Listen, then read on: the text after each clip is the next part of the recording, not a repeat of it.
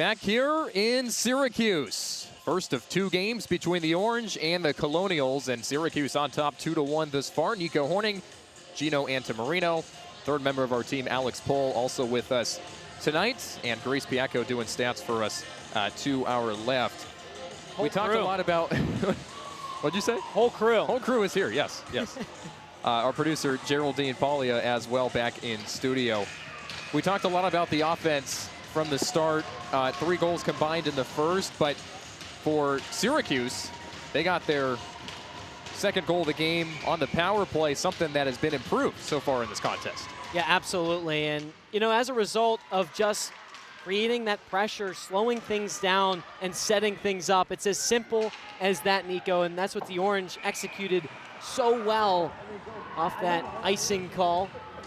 They did so well of just creating those chances, 1 for 2 on the power play so far today. And, you know, obviously on the first power play, you don't come up with anything, but a lot to like about that. Got a lot of chances in front, but Maggie Hatch just stood on her head and denied all of them that first time around. So Syracuse 1 for 2 on the power play, scored on the second. RMU 0 for 1, and that PK for Syracuse looking good so far in this game. Offsides call, and we're going to do it again. Syracuse came into this game 5-12 on the year, 3-3 in the conference, about middle of the road, and they're coming off a couple of losses to number 5 Colgate. Of course, Penn State leads the conference so far. It's a tough conference, but if you really look at the standings overall, Syracuse hanging in there as of late, and after this series, they're not going to play for a few weeks. Yeah, and it's going to be a much-needed break, as you talked about, Nico. Just some of the teams that Syracuse has had to go up against, and back-to-back weekends sometimes, was absolutely astonishing. You know, going up against teams like BU, teams like Penn State, teams like Colgate. All those teams are just so talented. And so for Syracuse, with a lot of new talent coming into this program this season, have had a lot to learn and a lot to kind of work together on. Here's a takeaway. Evans shoots. Stopped by Kelly. Evans gets it back for RMU. Colonials did not spend much time in their offensive zone in that opening frame. Maybe they heard my gems to the second period, Nico. Those gems were good. I appreciate it.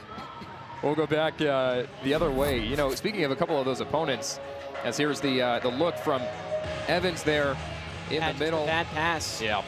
You never want to pass, especially in your own zone. You don't want to pass in front of the net because you run the risk of turning it over, and that was a great opportunity by Evans, but Allie Kelly with just a better save.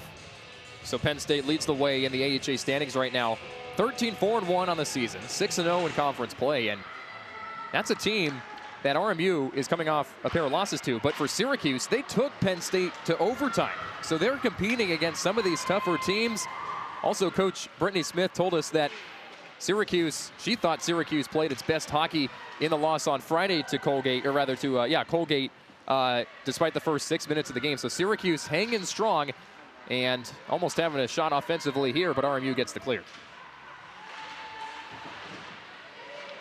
So far, Nico, there's been a lot of just bad turnovers from both sides. Just blind passes, as you saw a few moments ago with Kinsler on the takeaway. Just a lot of kind of throwing the puck over when you face pressure. Both teams need to do a better job of slowing things down and supporting each other, so that way if you do face that pressure, you know exactly where your teammate's at.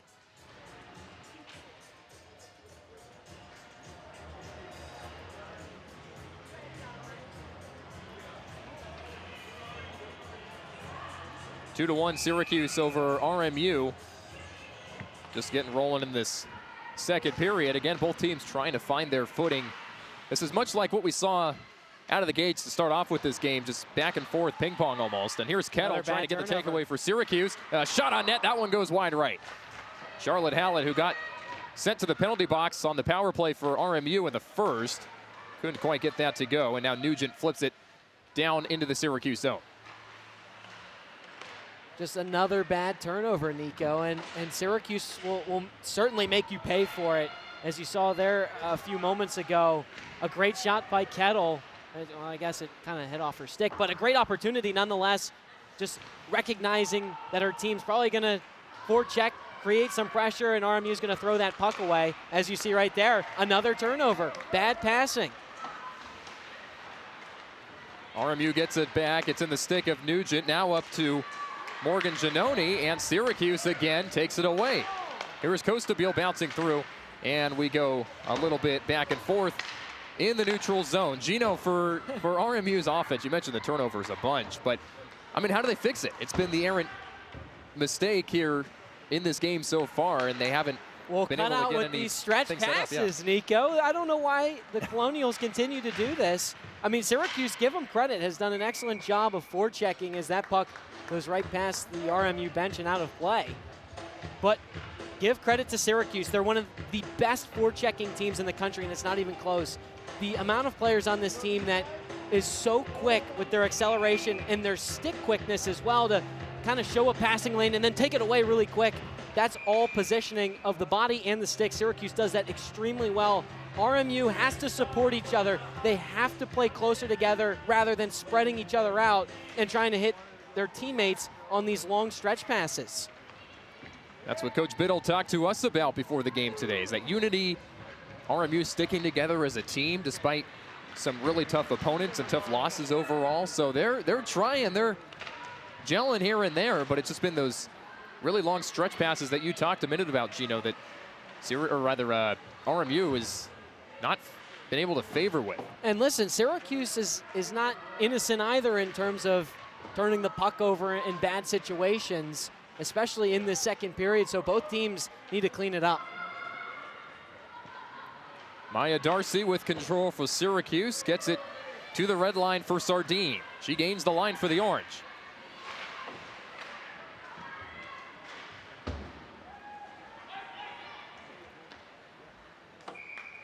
And we'll come back the other way with an icing. Nico Horning, Gino Antamarina with you, 2-1.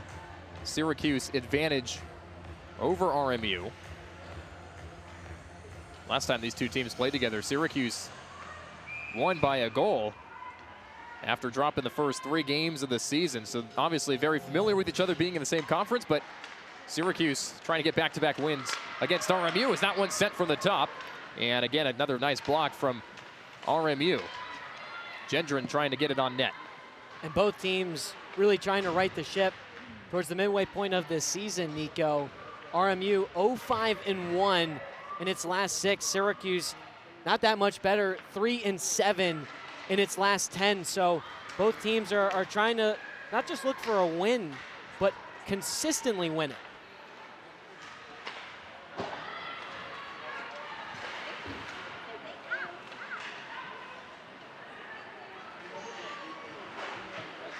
'61st meeting between these two teams. Syracuse had just a couple home games last month, so that's another thing that they've been trying to get used to, is playing on home ice. They've got a chance to do so twice this weekend as that one's flipped in and out of the net. Sorella had a good opportunity, already scored one today, and the puck is sitting loose on the top of the back of the net. And that one escapes the offensive zone for Syracuse. It's going to be a track meet down the other way. Right now we play 14 minutes in the game. Evans fighting her way with the puck for RMU. Gets control for the Colonials. Primo the other side, trying to respond against her former team. That one goes wide.